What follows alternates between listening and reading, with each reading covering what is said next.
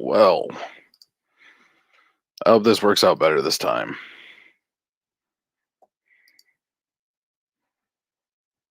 There we go.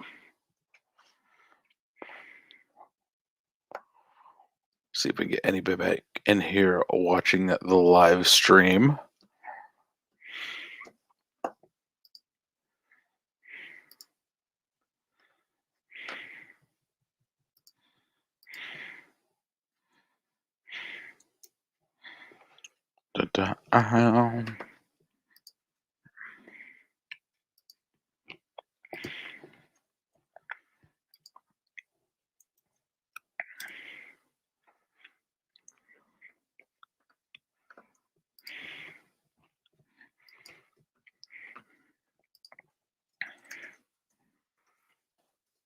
Post YouTube crash.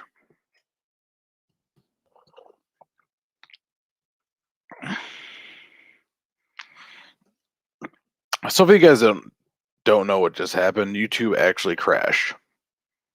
I cannot believe that YouTube actually just crashed. Oh.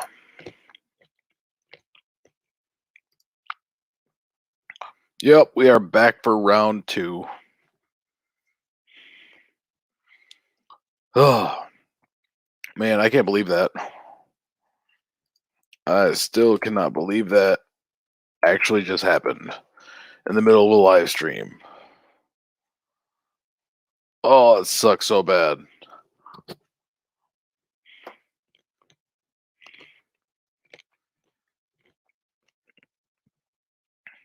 Fistal, YouTube has crashed. Yeah, it really did. I can't believe that actually. I don't think you'd have ever been on YouTube's actually crashed.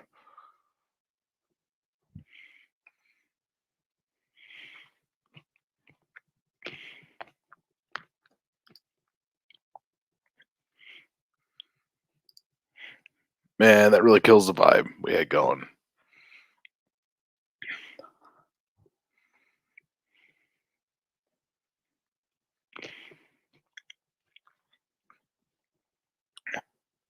So as we are waiting in the minute to maybe get the Dorsman back in here and get everyone else back in here,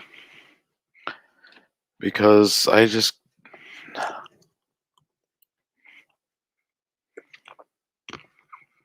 freaked the hell out for a minute though, because when I went on my channel,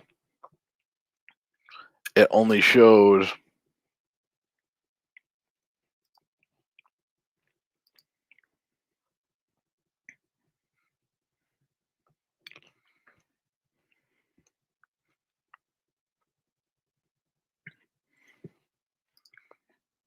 the loyal are still here.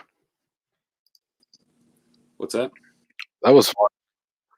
I said that was fun. That was peculiar.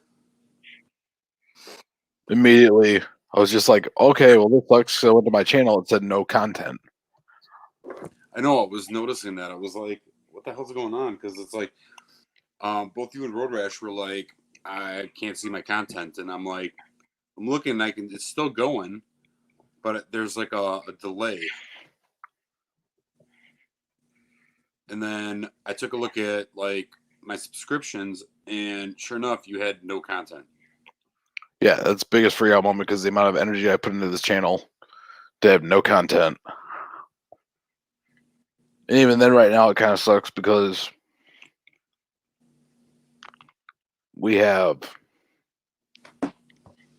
one viewer,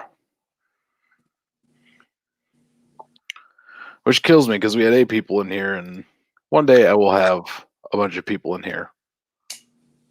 But you got all the important people in here. Yeah.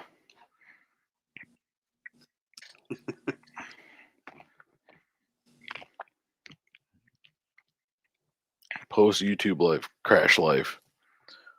You have a head of steam, you're getting going, getting people watching, then guess what happens? In true YouTube style, they fuck you over. It happens.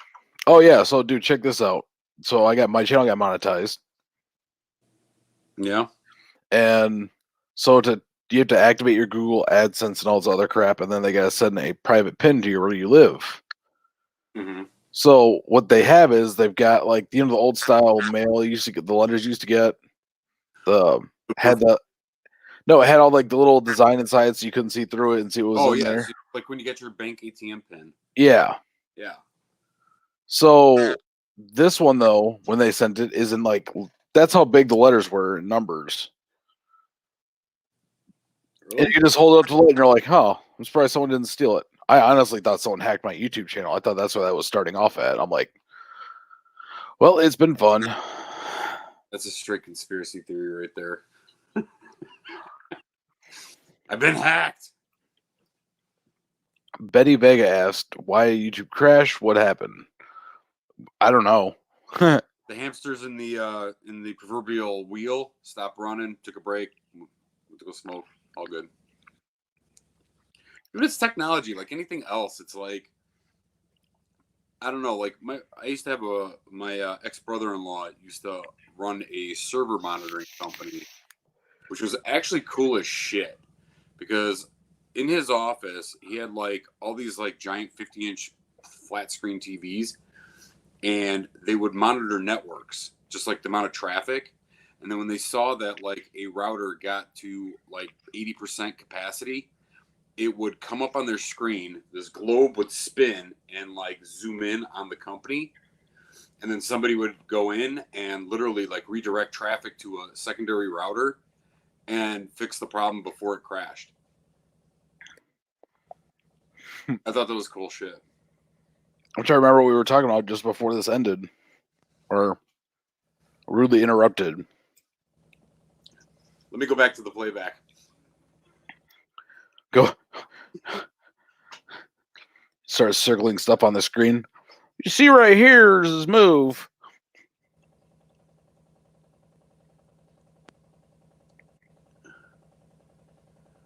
Hold on, that's the one before that. This is live. There we go. What were we talking about? Hold on. Is they sued Radiance Light the cease and desist. Okay, a little faster than that. This is video playback interrupted. A little less.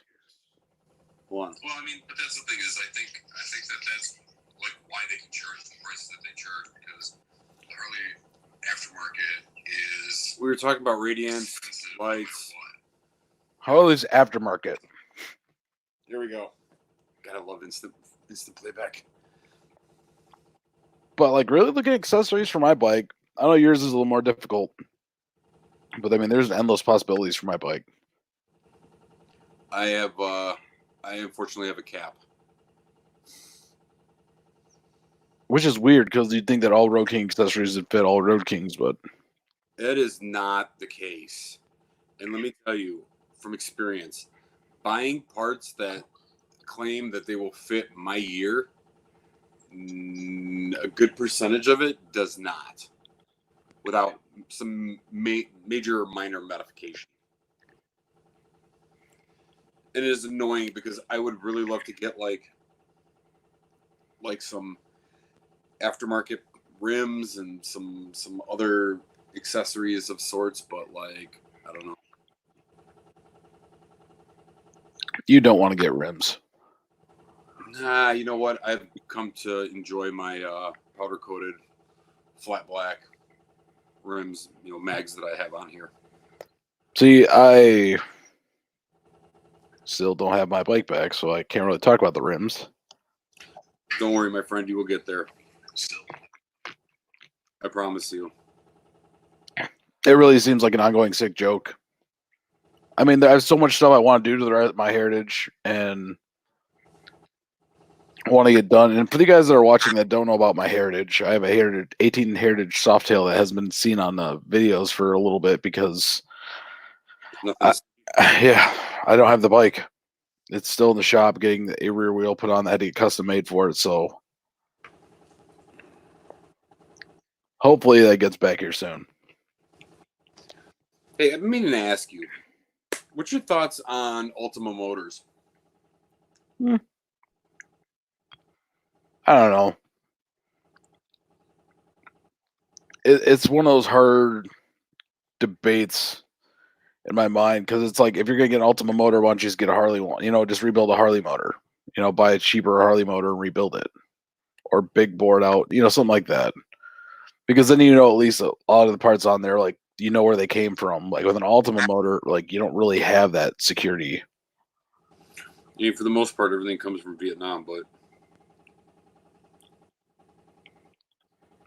I'm just curious as to like, 'cause we're gonna dabble into the at some point when my 80 cubic inch Evo takes a dump, I wouldn't mind pulling that and then just swapping in a 96 cubic inch.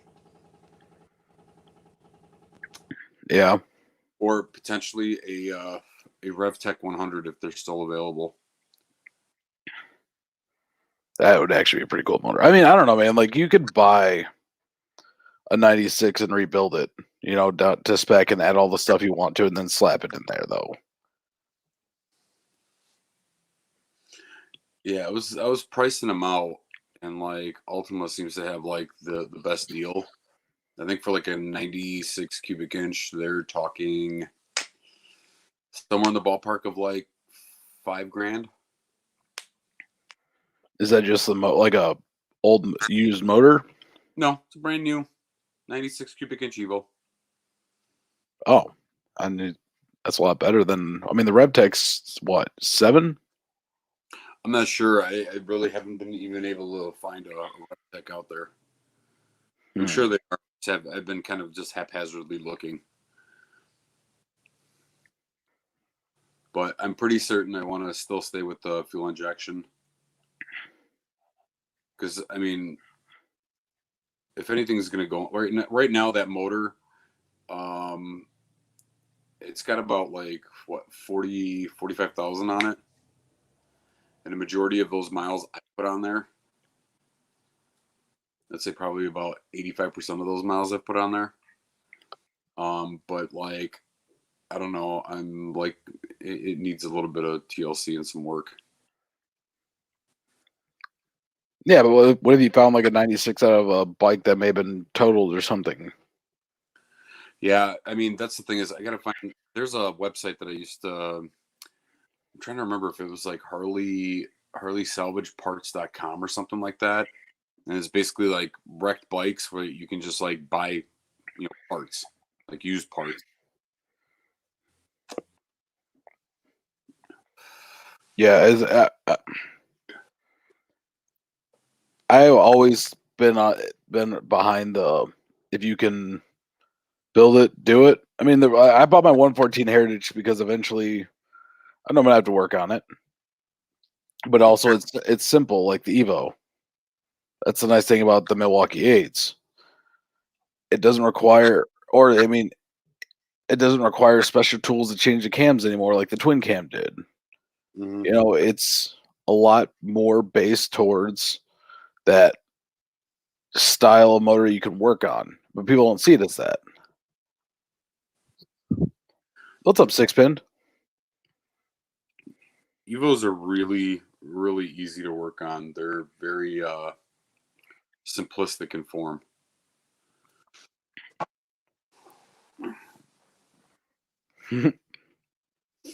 Just dropping by to say hi.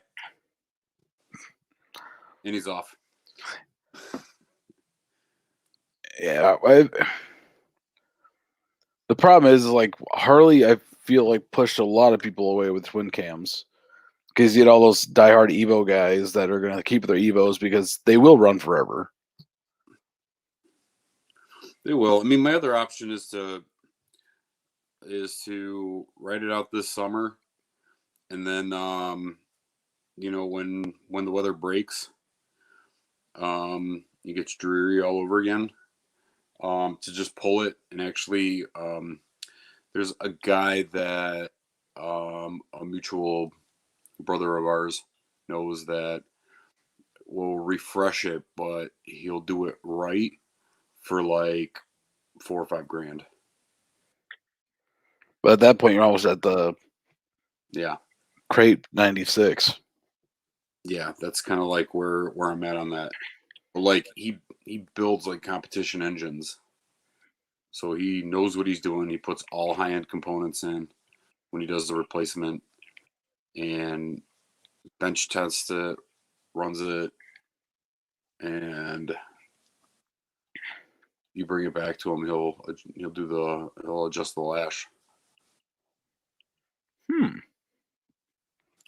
I've had this guy like do some work for me before. I mean, he knows his shit. That's for damn sure. And his shop is amazing. He's actually rebuilt Z's motor a few times. Oh shit! Yeah, and it's not because of like he had an issue with like some of the craftsmanship or the work. It was more so that he decided to go a different direction after he got the motor backing in. What's up, Wind Reaper? Wind Reaper made it back. What up?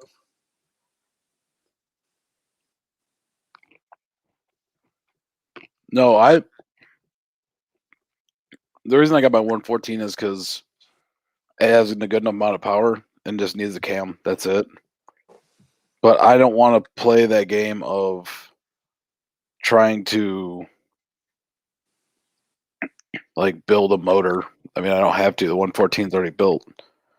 Most I should do is get new heads. The heads change on over to the CVO heads. Everything else matches the motor. Yeah, I mean, for me, I'm kind of I'm stuck in a little time warp per se, because it's like I don't know. I don't want to go like astronomically big, but I definitely would like to, squeeze a little more pony out of it. I mean, realistically, I could just rebuild the 80 cubic inch, and then cam it just for like a nice I think like a Andrews 23 or 24 for like a good mid range. That's where I do a lot of my riding. I don't drag it. I don't race it. I don't run hard. See, that's why once I put a cam in the Heritage, it's gonna be a mid-range cam because I race it, but also I ride it. So yeah, and really, that horsepower on the top end really does help out a lot. I mean, I don't know. Like for me, it's more so a little bit more merging. Yeah, it's that like I mean, that's why I didn't let you ride my bike yet because I don't want you to be like, well, fuck this Evo. But no, man,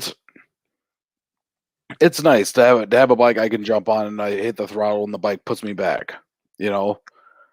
And it's nice, and that's why it's like while buying an Evo is cool, you know, some people like that better price range or whatever. It's like you got to put some work into an Evo to give it that power. And something like people that did back in the day with the Evos is give it the Hemi heads, things like that. And Harley ran with that, and now we have the Milwaukee 8. Well, I know everything that like per se everything that you could do to an Evo to get it to perform like you wanted to was already designed standard in the Milwaukee 8. No, and that's the nice part about it is that it has that power there. So you don't really need to. I mean, people put cams and stuff in it because they do that to a Harley. But honestly, a Milwaukee 8 is one bike you could ride without having to have a cam. Yeah. But it's nice to see. I don't know, man. Like, I don't even know where the future of Harley Motors is going to go. It's so hard to tell. But it's just funny to see because it's like they keep getting bigger and bigger and bigger and bigger. And at some point, you're just going to have a boss hoss. Yeah. It'll just be a Corvette LT1 that you're straddling and have a nice day. I'm surprised Harley hasn't put like a quad V twin in a bike or something like that. Slow down. Two of them next to each other. Yeah. Well, you still got to be able to straddle it, so. This is also very true, but they could double up pistons on two cylinders. Yeah, and that's a four banger. Yeah. This is to be a V twin, or if it's a V twin squared. It's a V4. It's a V4 when we look at it, which takes away from the V twin. Yeah, I mean, I don't even know if they'll put actual water cooling through their engines ever. Because I'll be honest with you. I'm thinking that at some point they probably will. I think they haven't reached the point in keeping the aesthetics of the bike, to like liquid cool it and still get enough cooling. Because if you remember with the V-Rod, that was one of the biggest problems that they ran into when they were putting that bike together, was coming up with a radiator that would do what it needed to do, but also didn't overpower the bike. Yeah. And that was a big thing. That took years and years of development to develop that shape, to develop the radiator itself, and to be able to actually maximize the cooling. So that's kind of like where they're at. And realistically, as technology advances, I'm pretty certain that they're coming up more so from like a chemical end of, being able to have a smaller radiator that would dissipate heat, at a much higher rate than standard antifreeze, So I'm really thinking that for that portion of the industry, that it's going to be more so of a chemical change versus trying to come up with like a different design, or a different package for the actual radiator itself.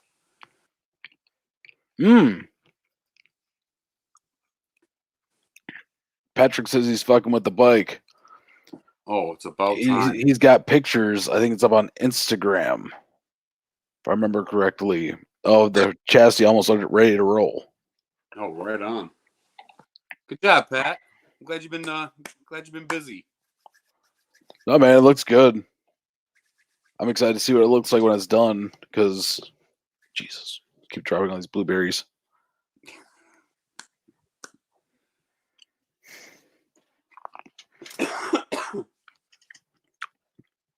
But for these guys that don't know, Patrick Hattrick is building a bike right now.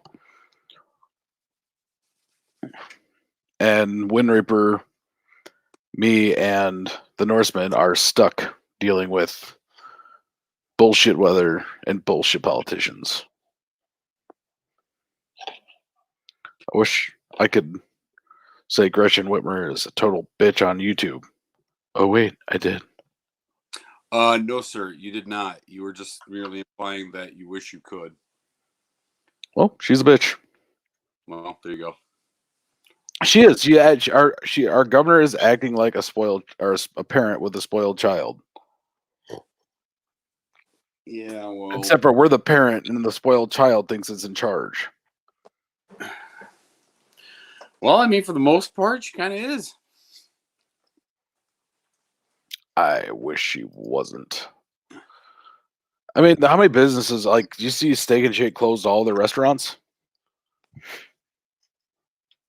Permanently? You're going to see a lot of that.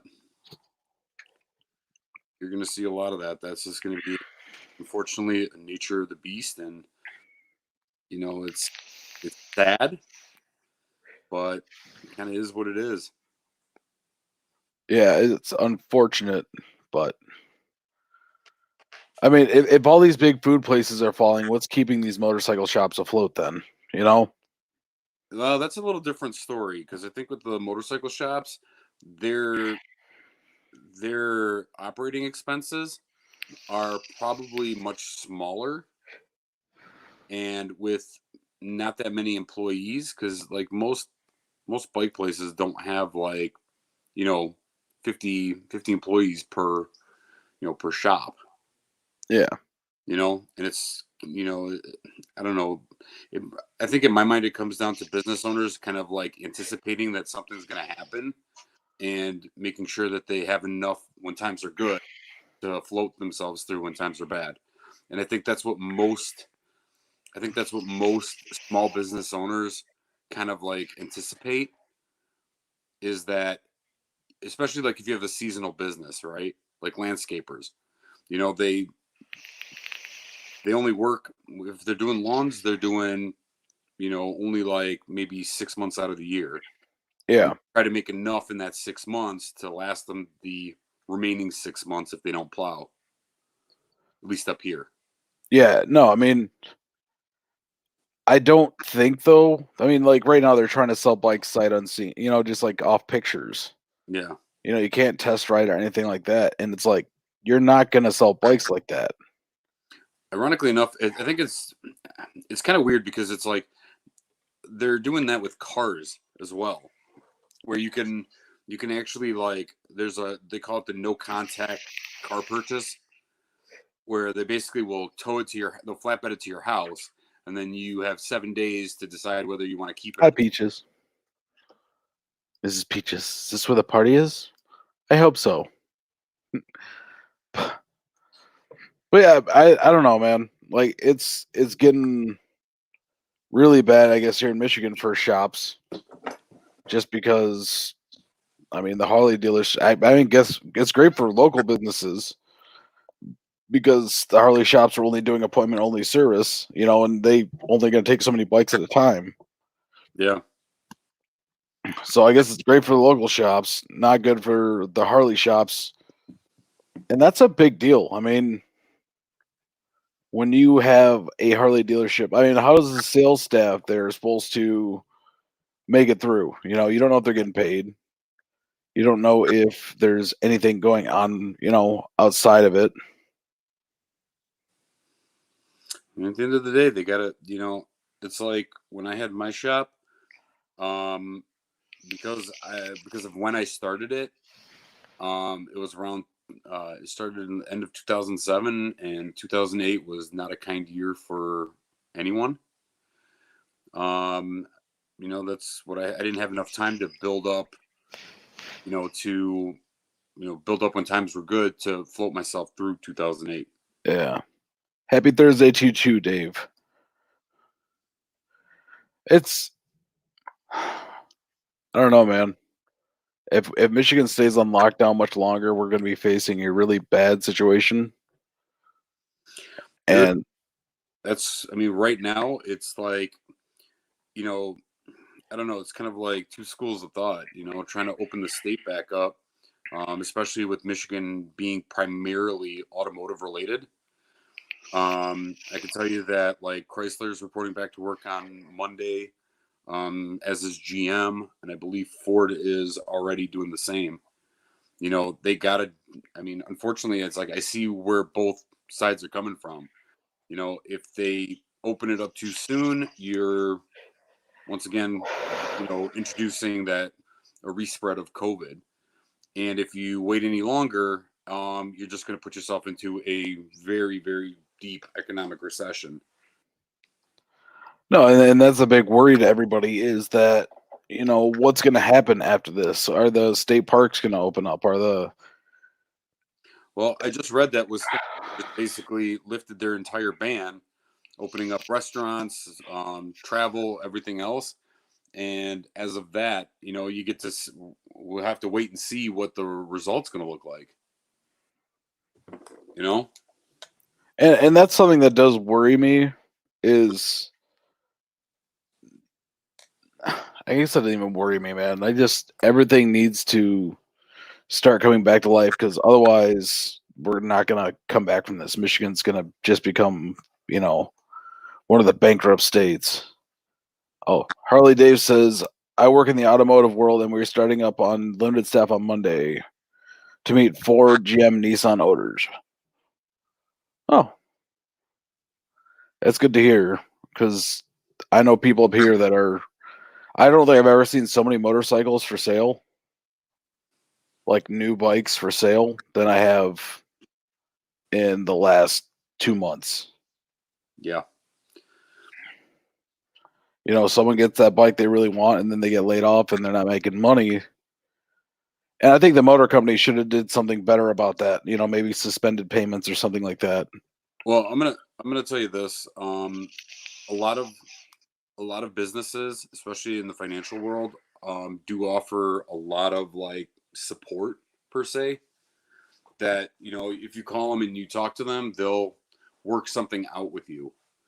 The problem is when you have a mass influx of people calling, it's kind of like unemployment. You can't get through to anybody. It turns into a problem. Yeah, I mean, we're facing mass unemployment here in Michigan. We're facing mass unemployment in this country. Yeah. I don't know, the states, I mean, I feel like she's not putting any trust into the people of Michigan, though. What, you put people on lockdown for a month and a half and you expect them not to show up to the Capitol to protest you without any further updates, with just bad news, restrictions. Well, stop and think about it. I mean, at the end of the day, it's like, this is just my personal opinion. You know, why you look at like how things transpired, especially like in the city of Detroit. City of Detroit became a hotspot really fast. And a lot of it was because of like low economic standing per se, if you will. It's just a lot of low income families. The other thing too is a lot of the videos that you see, you know, people were like, "Oh, I'm not going to be locked in the house. We're just going to go out and do stuff," you know. So you got games of like basketball going on with a pandemic, and people aren't like, I don't want to say responsible enough for themselves. I think people are responsible individually, but I don't think as the masses, like you see people out hanging out doing whatever, you kind of jump on that bandwagon, think that it's safe, but then all of a sudden, you know, this virus just kicks in. And if you look at the numbers on it, which I don't believe the numbers. There's no way that you can track this in real time or even remotely close within a 24 hour. There are people like dying in their homes that aren't being counted per the death rate. It's just, I don't know, the numbers just aren't right. Yeah, but also the hospitals got bonuses for listing someone as that. Yeah, I mean, there's too much bullshit in it. And Wind Reaper is right. It is politically driven. She is her whole policies are all just based on politics of trying to show that she can be that perfect little Democrat. And which is weird is the leader of the Me Too movement disowned the Democratic Party. This is why, like, I am not a fan of politics. Like, during a pandemic, you know, especially the situation that we're in, you start seeing a lot of like, I don't know, like political agendas starting to rear their ugly heads. I mean, this is not the time to like start doing that. This is the time to band as a nation to help. People are actually dying from this, you know, and they're using it as a political, like, I don't know, like they're just exercising their agenda to show how inadequate something is, or how well, we still like it went from the whole Trump impeachment thing to Trump's coronavirus response. It's always gonna be something, and it's like these political drive that's behind all this stuff. I know it's bullshit, because at the end of the day, it's, I don't know. I'm not gonna like go too deep into my personal thoughts on politics, mainly because I don't agree with the I'd say the majority or the minority. Read the book. Everyone go read the book Animal Farm. It'll explain everything. Or Lord of the Flies. Take your throw this out there. The movie Animal Farm is not the same thing. No, and like the one thing that stuck out to me is like when this started is she tried to ban riding motorcycles. I don't know. It's the funny thing is like, so take a look at this, right? They release a ban on, like boating, because Michigan's a big boating state. We got water. You can't go 15 minutes in any direction without hitting a body of water. So they're like, okay, if the weather is nice, you guys can boat, but it's got to be limited to family members, right? And here you go. People take that and they run with it. And what do? People are pissed off because they're getting fines because there's 8 guys on a fucking fishing boat that all have different addresses. Yeah, but How are you like being responsible with that? You know what well, I mean? yeah, but then she went to it can't be a motorized boat, and it's like, Well, I mean, I don't know. That's because I think that I don't know the type of people that you see at like Javi Nooner and the Moot. They're just it's all just a free for all party, and that's what they're looking to do on the weekends. It's business as usual. well, I mean, dude, we've been on lockdown, having everything basically stripped from us, and like the reason I haven't got my bike back yet is because of this stupid shit. Like A, it could be a lot worse, and B, it could be nothing really at all. Why is it that it's affecting some people and others it isn't? Well, but that's the way viruses work. No, but Some people like me, I normally don't get like people get the flu. Like my kids get the flu every year, whether it be 24-hour or for the last 5 days, they get it every year. And I take care of those kids and I don't get the flu, or I haven't gotten the flu. Knock on wood. No. I'm not saying that I'm immune to whatever. I'm just not putting myself in I'm not going to put myself in harm's way, because I understand that, like, I'm a smoker. I'm over the age of 40. I don't have any pre-existing medical conditions that I know of, but I'm not about to tempt fate. No, but at the same time, like, the reason people are doing that stuff is because it wasn't when the social distancing guidelines or physical distancing, whatever you want to call it, came out.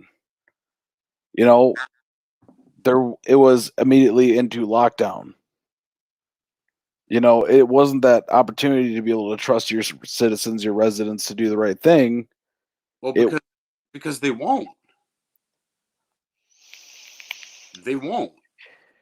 I mean, that's just the plain and simple truth. It's, call it like it is, but like I'm looking at this going, I'm not going to go to like, major events or where there's a lot of people and this and that. I try to keep my distance from people and try to limit my interactions with them, but not everybody is like that. And majority of people will see that, oh, there's a crowd, then it's okay. It's that mindset of like, well, a bunch of other people are doing it and they're fine, I'm going to be fine. When that's particularly not the case. And then what's even scarier is, like, I don't know, I was watching on Live Leak that, like, some guy that like was asymptomatic to the coronavirus, he tested positive for it, and he's walking in the stores, no mask, no gloves, nothing, just walking around doing his grocery shopping like it was no big deal because he's asymptomatic. What's up, Joe versus Life? It's pretty much fuck everybody else. And that's what bothers me, is that, like, I don't know, going after motorcycles specifically seemed very targeted because of, I'm guessing, her concept of the people that ride bikes. Well, I don't know if it's more so for that, but more so the mere fact that, like, so, like, case in point, right? When you and I ride, we keep, like, what, 3 to 4 feet between us? Yeah. And that's if we're riding next to each other. Plus, if we're, like, moving, the chances of, like, me coughing on you or you coughing on me is, like, slim to none. But I think it's not more so the riding aspect. It's we're going to go someplace and we're going to congregate. Yeah. I think that's what that whole, what that was driven. But she still said outdoor activities were fine, like riding bicycles. So, like, what if you had that group of bicycles going riding? That's the big question. I and I agree, and I really have no counterpoint to that because that didn't make sense to me either. You know, it's just I don't know. I I just know that like this the whole campaign of flattening the curve is not something that you see overnight. You know, you're looking at stats, you're looking at pretty much it's a statistical. What you do now is going to not affect you now, but it's going to affect you later. Yeah, but now for her basically to say that we aren't going to be out of lockdown until there's a vaccine, who's to say how long that is? That's the thing is you're not going to see a vaccine this year, guaranteed. No, so we're just going to stay on lockdown for the rest of the year, and that's the big question. All the charity events, all the fun riding and stuff like that. Are they going to allow people to camp? It's all these big questions because that's what a lot of like especially for what I want to do this summer. That's a lot of what I want to do. So I got to make sure that I'm able to, do that stuff. But who's to say you'll be able to? Who's to say you won't? Yeah, I don't know, man. That's I think like most people, I'm just taking it day by day and just trying to like figure out once they start opening things up and I mean, looking at like the way that they're doing stuff, like my significant other is going back to work on Monday, and basically what they laid out for her because she works in automotive, what they laid out for her like doesn't make sense to me because it's just they're trying to incorporate the social distancing and Chrysler's gone so far as to put like dividers between the vehicles if you work on left and right, you know, and you got to wear face shields and you got to wear masks and you got to wear gloves and they're talking about What's up, Anonymous? Getting rid of brakes and stuff like that. I mean, it's insane the amount of stuff that they're looking to do just to protect people, Well, and my big question is though is that they are, what happens when they make those vehicles and they don't sell? They get that stockpiles, they get shut back down. I mean, because people aren't buying vehicles right now, and people are worried about paying mortgages, rent, getting food. I'm going to tell you this from experience because I've been in automotive for probably the last 20 years, and anytime that I got lucky because I worked in a plant that did 4 vehicle lines, and whenever we had more than, let's just say, 200 days in the field, they would slow the production of that vehicle down but fill it with something else. But if you're talking in general where a whole slew of vehicles don't sell and you don't have anything else to build, it's going to be like anything else. It's going to be they're going to take a 2 to 3 week shutdown, if not longer. Because I remember back in 2008, we ended up on a 6-week shutdown. Unfortunately, I still had to go to work, but we shut down production for 6 weeks, and our vehicles weren't selling. So they shipped me off to Missouri to help launch another vehicle. But that's me being on the salary side of things. From an hourly perspective, they'll basically lay you off. You'll get unemployment and sub pay, and you're still doing well. So what happens though? Are we going to see it because of all the unemployment and all that kind of stuff? Are we going to see a decrease in riding and motorcycle sales and everything like that this year? Because I mean, it's a toy.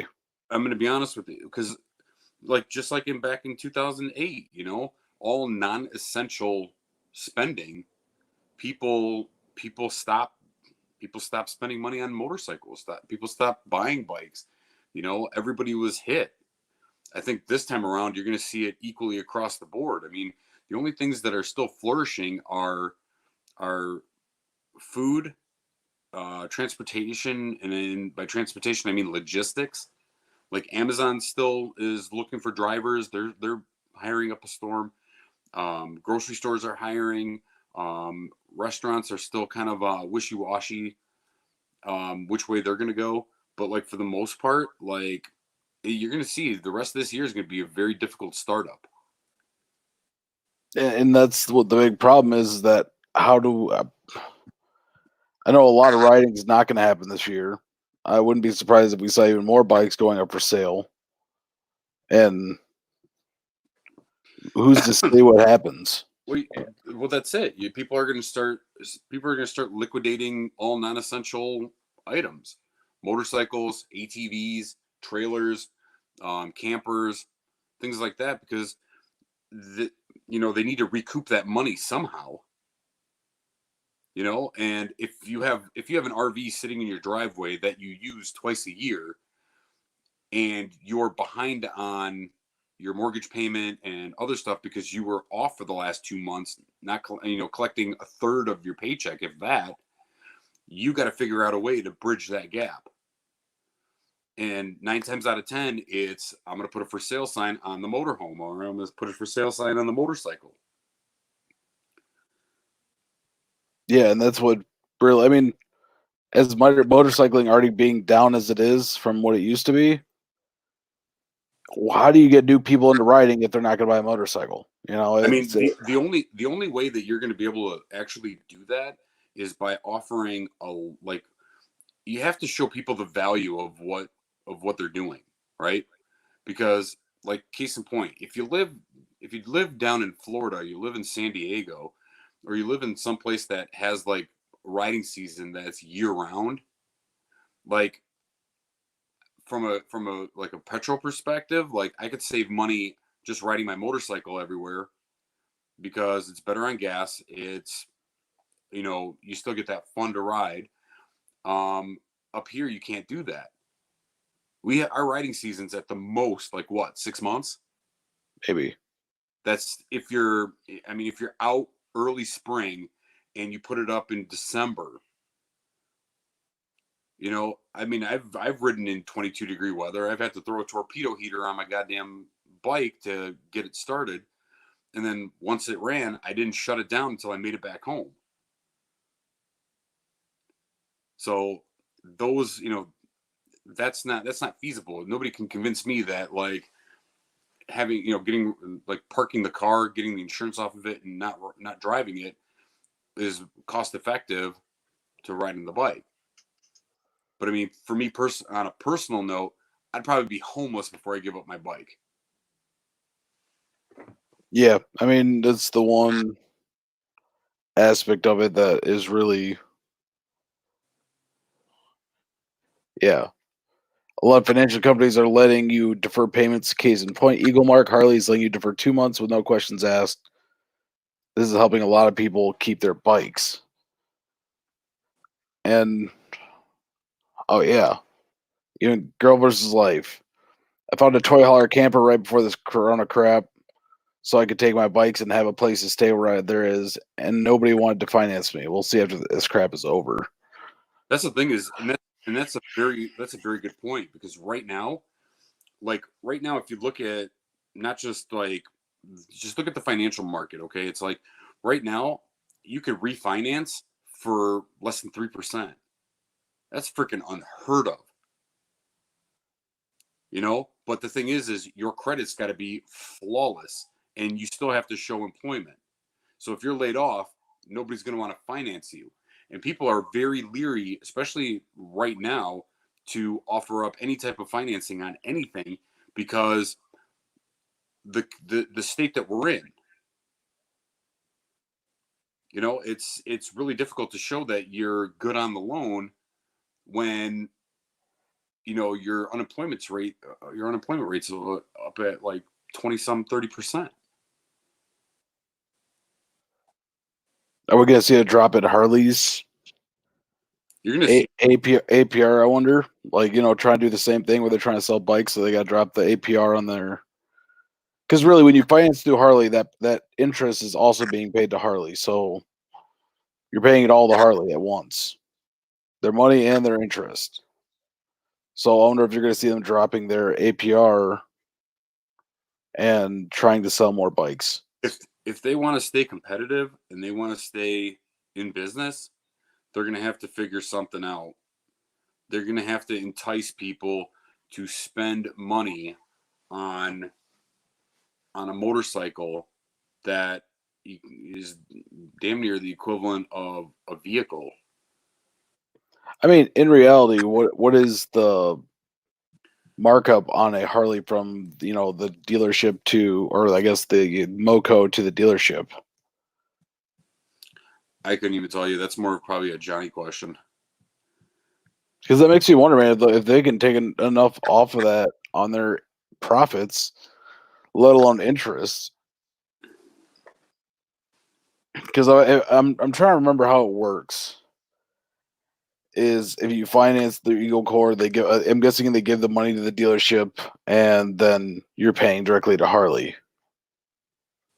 But even then, to be able to get someone to buy something like that, you're going to want something that's in the right APR. I mean, your interest is what you're really looking at. How much you're paying off principal, how much you're paying towards the bike. Which, like I said, if you're financing through Harley, they should be able to drop the APR a little bit because, yeah, you have the interest on the loan, but also at the same time, you're already getting all the money for the price of the bike too.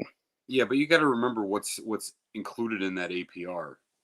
I mean, at the end of the day, it's cost of money.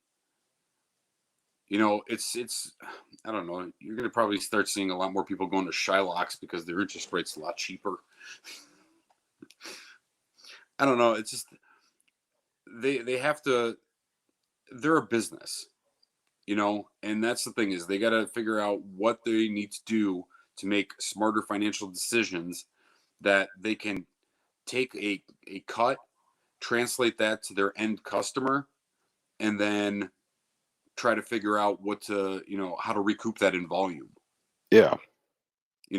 But the big thing is once again, and kind of this has always been my point, and one of my reasons why I'll never have a brand new motorcycle is because I don't foresee a point in buying a $20,000 motorcycle, making payments on it until it's now $25,000, and then turn around, I can't even sell it for the original 20.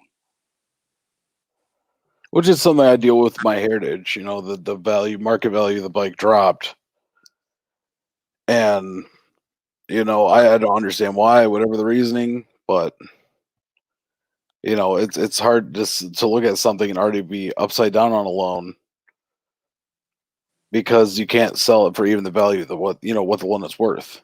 Yeah. See, this is like one of the other things. I'm kind of reading the comments from Girl vs. Life. Yeah, I just read that.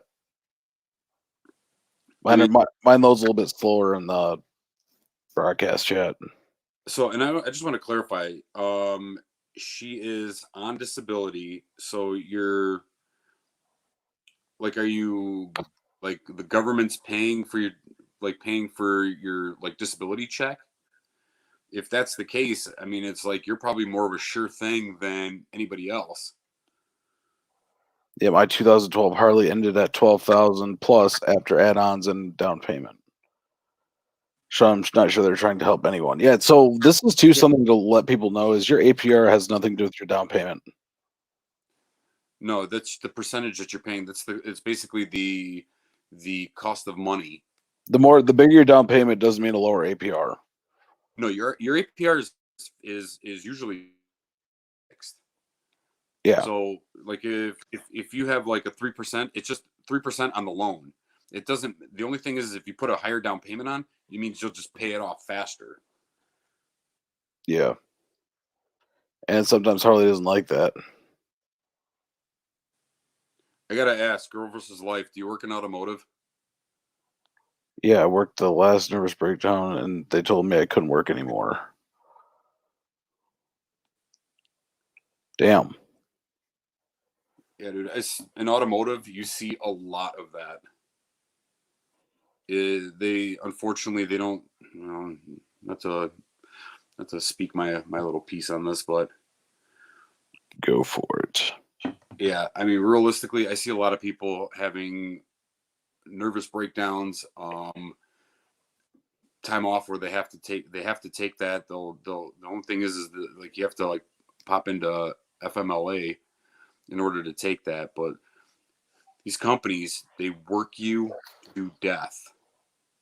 They really do work you to death. If you find a company that like actually treats their employees like they should be treated, stick with that company, because I can tell you, working in automotive for 20 plus years, you're a number.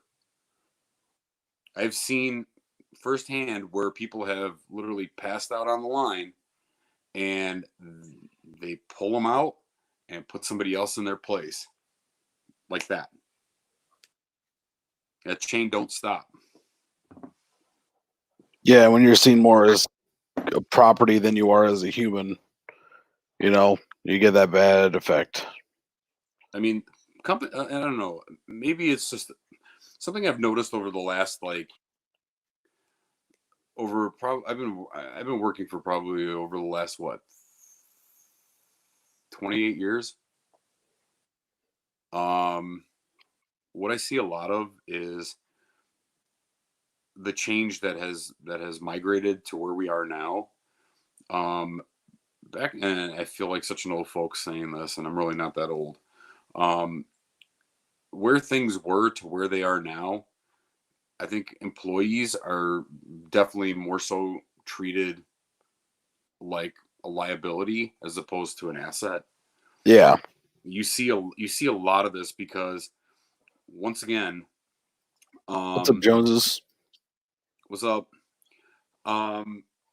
You see a lot of it used to be where companies were loyal to their employees and their employees were loyal to the company. But the way the transition took, where it's like, if I don't get what I want here, I can go someplace else and get that, which then translates to them, kind of like job hopping, that. Well, I don't think Michigan being an at-will state helps that either. Well, I mean, here's the thing. If you do a good job, if you care about what you do and you do your job well, you show up on time, you work your shifts, you add value to it, at will or not at will, it doesn't matter. They're going to keep you. You're an asset. Yeah. Raymond H says factories treat you like a number on a board and will replace you with a temporary and save money. And then they wonder why quality goes down. I agree with that comment 100%, considering I come from the quality realm. That's 100%. Because here's the thing. For some reason, the bean counters run everything next to the lawyers. That's just how it is. It's like, I can tell you, coming from a plant, that I could tell you that my staff, I didn't have enough. My staff was overstretched. And in the quality world, that's a big deal, because then something's got to give. It's like, imagine you got 4 vehicle lines and you got like one quality engineer managing all that. Your quality is going to slip. Things are going to fall through the cracks because there's just physically not enough time for that person to do their job effectively. And that's exactly it. Here's how many people we should be able to do this with. And the numbers never equate to reality. Yeah, and I wonder about that with, like, Harley's is not producing bikes right now. They're not selling bikes in the dealerships. They're all sitting idle. So at this point, it's literally, you're at that plateau. But that plateau, like, businesses will never stay at a plateau. You're either going up or you're going down. And I honestly do fear that Harley's going to go down. I'm right 100% with you. Yeah. And I mean, Harley already had that time when it was already shut down. They started shutting down plants that were producing other bikes and consolidating. So now that their one factory is shut down, they can't do anything. They got a bunch of employees that are not working. They're not selling bikes. They're not getting bikes. They're not doing anything. And they don't have any income. Even for a while, the parts department was closed. But most people, when they want to buy a part, they want to be able to see it and touch it before they buy it, especially accessories. Yeah, right now it's kind of hard to kind of do all that. You know, I'm just thankful that like I live literally like 2 miles from a dealership that if you got the part number, you can call the parts department and, you know, they'll go ahead and take a look and say, yeah, I got this, this, and this. You pay for it over the phone. And what they will do is they'll run it out to your car and drop it off with a bag. And I appreciate that. So I'm going to throw out a big shout out to Arsenal Harley Davidson. Sellout moments. Pause for sellout. Nailed it.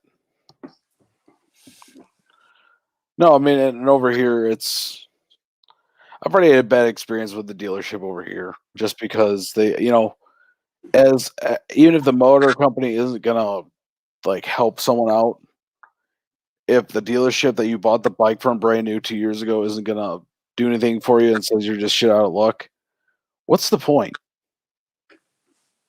That's like something that like I agree with you. It's like, here's the thing. I understand that like no different than like, and I'm just going to relate this to automotive because I know it fairly well.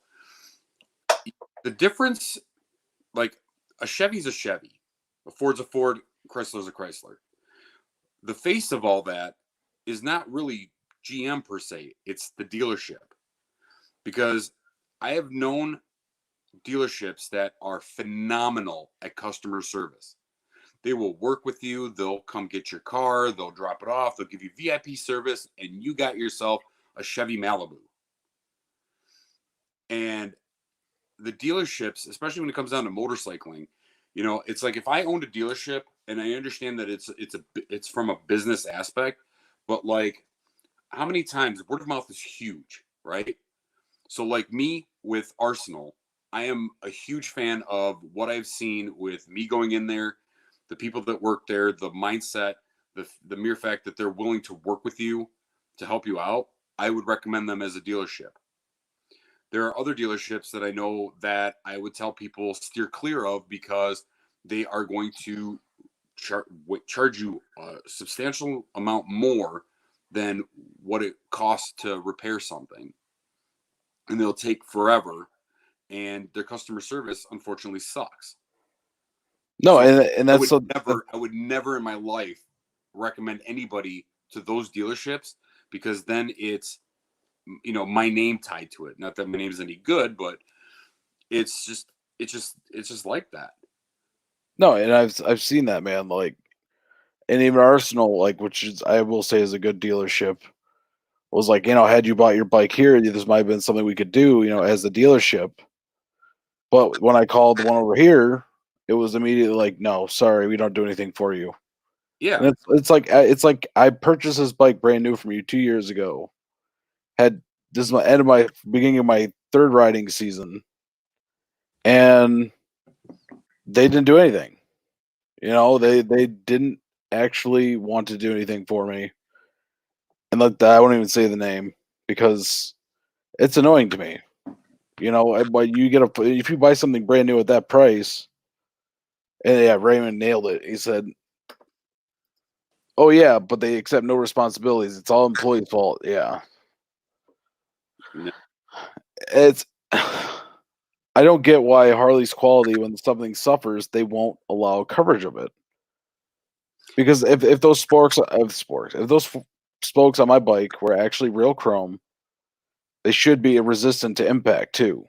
But I mean, that's something to think about. Is like, you know, if an object on the road is the reason they rusted because just the wear down on them, then why in the hell wasn't that chrome treated right? You know, in my mind, that's a defect. See, and I'll tell you this.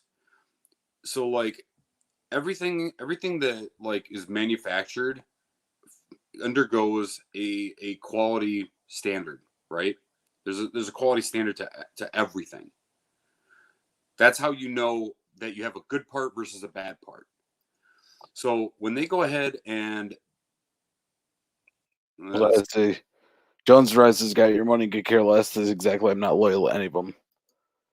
I mean, that's a solid approach. I'm not gonna lie, but I will tell you that like with like your rims, my thing is if you rode your bike for 2 years and you've got corrosion on your rust and you're not driving through like salt all day, like those rims undergo durability testing. I guarantee you. There's a standard that Harley sets that says when we do this, this is what our end result is. This is what we want it to be. And the problem becomes, and you see it in, once again, I'll relate it to automotive. How do I know that I have a defective part? Is because it doesn't meet the standard that I have set for my supplier. But is Harley bending those standards to maximize profits? And here's the thing, that happens because I could get a Harley doesn't buy like individual, like they don't buy 2-3 rims at a time. They buy like thousands upon thousands of rims. You know, they have contracts with their supply base to purchase X amount of product a year. And at the end of it, what happens is if there's a defect that comes out of, let's just say, the plating process on those rims, somebody at Harley has to sign off and say, I'm okay with this nonconformity.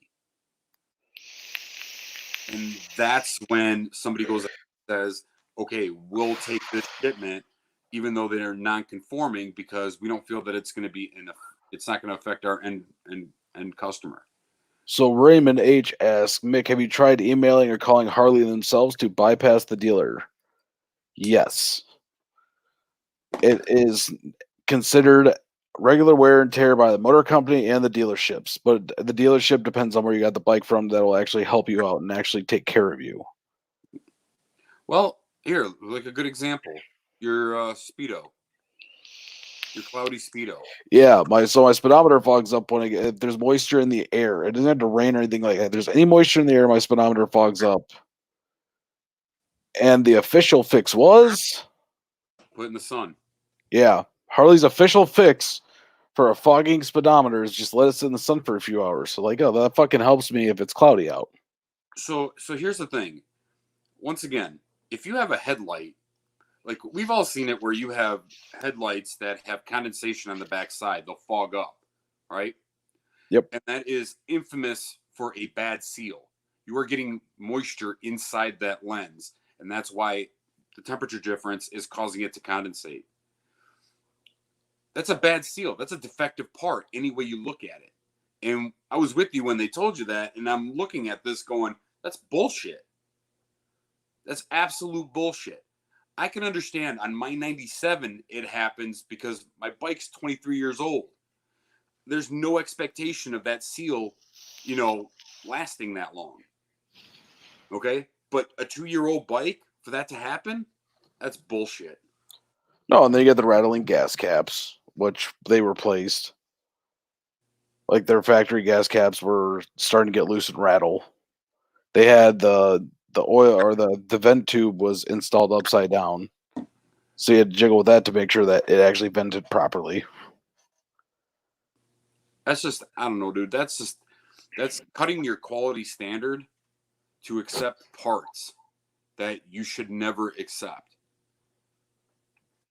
I have had, and I can tell you this, I have shipped a ton of stuff back because I will not let anybody put that on a vehicle, because at the end of the day, that's what my name is behind, along with thousands of other people's names, because they build these vehicles. Humidity is not a real thing to them. Humidity is a conspiracy. Yeah. Just like gravity. If you believe it doesn't exist, then it doesn't. But I'm still sitting here and I still don't believe gravity exists. And I've been on this journey for everyone that's followed the channel. I've been on this journey of getting new wheels on the Heritage because of this. And had I known the headache behind it, I would have gone a completely different route in the beginning. Well, once again, hindsight's 20/20, and it's I don't know. It's like, how many people have you known that have gone out, bought a and I'll give you an example, right? So I worked for General Motors. I had launched the Cadillac CT6 flagship for Cadillac, and one of the coolest stories I had was there was an older couple that lived down south that had ordered a CT6. They were in their 70s, and he's always wanted a Cadillac, and he bought one.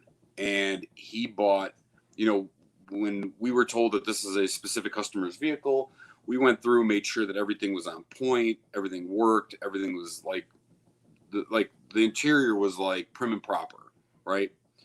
And I made it a point to go over this vehicle myself. And then when they got this Cadillac, they were so impressed with the quality on it that they wrote a letter back to Mary Barra, basically telling her how pleased they were, and the story that they basically waited all their lives to have enough money to buy this vehicle. That's something you can be proud of.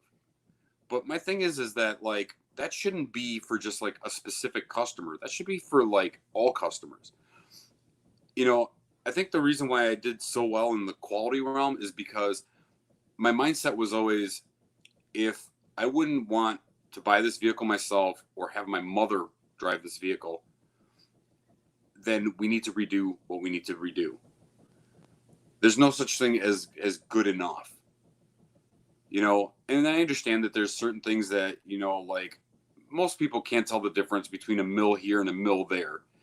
But like when you got gross and obvious, and it's just, it really reflects on the people that build the car. It reflects on the people that assemble it. It reflects on the people that design it. It reflects on the company as itself. And a lot of times, like Chrysler had a big problem with their dependability to where people wouldn't buy their vehicles anymore. And then they got bought out. How many times? Yeah. So at the end of the day, what that really kind of like what history has shown and dictates is the fact that if you put your money into the design of it and the ease of fitting it together and putting it together correctly, and stop like going cheap on your parts. And there's a difference between cheap and cost, inexpensive. Cheap always refers to quality. Inexpensive is just the price. But if you can go ahead and you can find a happy medium to where you can provide a good product that people don't take back in warranty claims, you're doing really well. And I think with Harley, the problem is once again, early on in the 80s and 90s, Harleys were expected to leak. That's where they got the ongoing joke of my Harley doesn't leak, it just marks its territory. Yeah. But it shouldn't leak. You shouldn't have problems with gaskets failing. You shouldn't have problems with seals failing to where you get condensation. You shouldn't have problems where your chrome is rusting or oxidizing. I mean, that's just right there telling you about quality. When people see enough of this and they see that the dealership isn't backing that, I mean, why do you want me to buy a product that you won't even? No, this is true. Sorry, I'm going off on a rant here. Oh, no, you're good, man. But we are at the 2-hour mark. I'm going to cut it off there, everyone. I still got to get stuff done before I have work in the morning. So I appreciate everyone for stopping by and hanging out with us. And we're going to do the same thing next week at 6:30. It's every Thursday is a live stream. So it's, yeah, it'll be fun. Well, and next time we're going to get more people on here because I kept putting the StreamYard link in the side chat. So we're going to do it again next week too. But for now, that's all I got for everyone. I hope you guys all have a great day, evening, night, morning, afternoon tea, brunch, lunch, nightcap, midnight snack, crumpet, McGriddle, bacon sandwich. And remember to always ride for freedom and come to the live streams. Hit that subscribe button. And if you like it, leave a thumbs up. Goodbye.